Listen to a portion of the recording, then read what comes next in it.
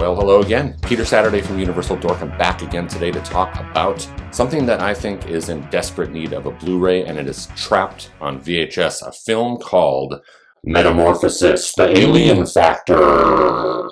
Interesting fact about this one is that originally it was going under the title and filmed as a sequel to Deadly Spawn, and another amazing creature feature from the 1980s. This film actually started its production in 1987. I think that's when they did most of the primary filming for this film. And then later, right around 1990, it was released on VHS.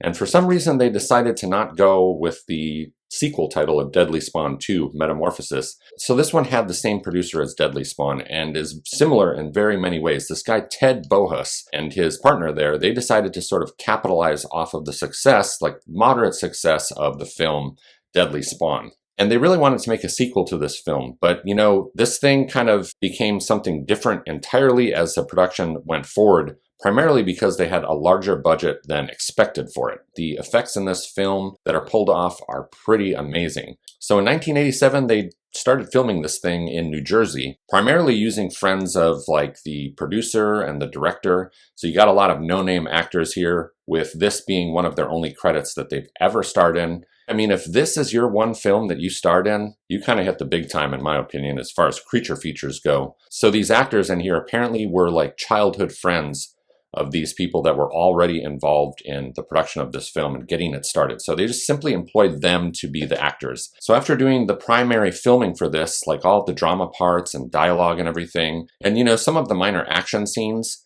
they took the next 3 years to work on the incredible practical effects that are on display in this film. And let me tell you, they hit a home run here, utilizing like tons of puppetry, a lot of animatronics, just great makeup effects in general. And they also throw in some great stop motion animation. Now, this is no like Ray Harryhausen style stop motion stuff, but it's pretty awesome. When everything's mixed together, you really get total eye candy filled with, you know, just insane creatures, crazy gore, just goopy practical effects all over the place. Once this film really gets rolling and puts its foot on the gas, you get something akin to some of the best stuff out of the 80s, like, you know, From Beyond, or a movie like The Kindred. This would play really nicely with The Blob, stuff like that. So anyone who's a fan of that stuff and stuff like The Thing is going to get a real kick out of this one. And that's probably the strongest point of this film. And now I'm going to say that the characters in this movie are probably not really the best. Primarily in this film, there's kind of like two sets of characters that you follow. A bunch of scientists in a lab, and then you get these sort of like 1980s teen characters, which I love, which I think are kind of the stronger characters in the film. They're kind of in and out. We follow them in and out as the story unfolds. And then probably towards like the middle of the movie, they kind of come into, you know, center stage here.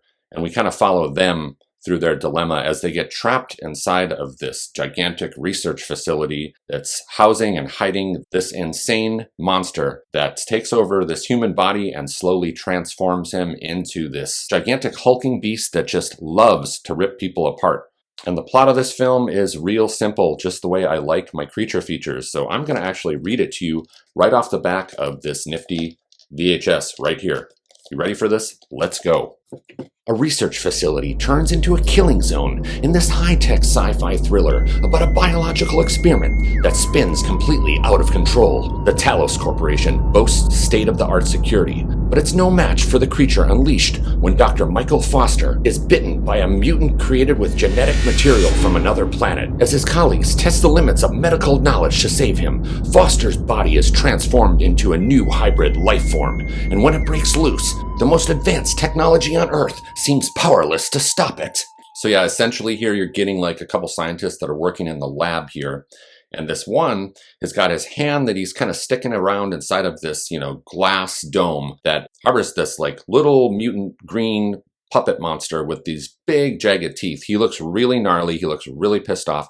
And this guy's got his hand in there. It's kind of messing around with this little creature. He's about to give him some sort of weird injection.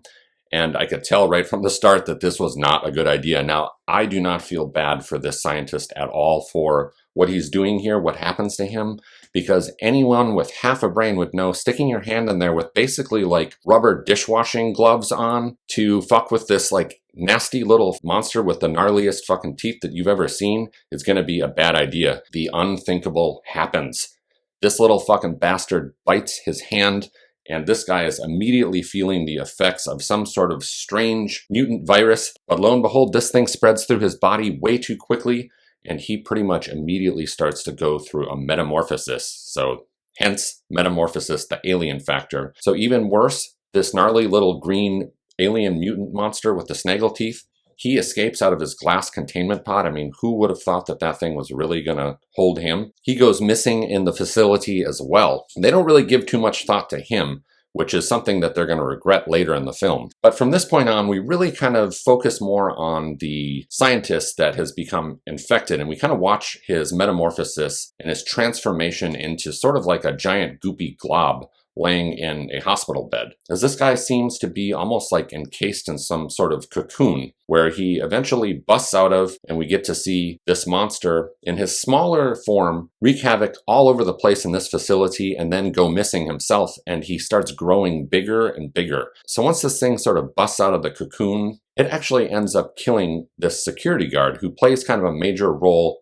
at least in the plot point and narrative of the film, as we find out that the teen characters that we kind of are introduced to early on. What's that green stuff oozing from the tip? Whoa! Get it on, sis!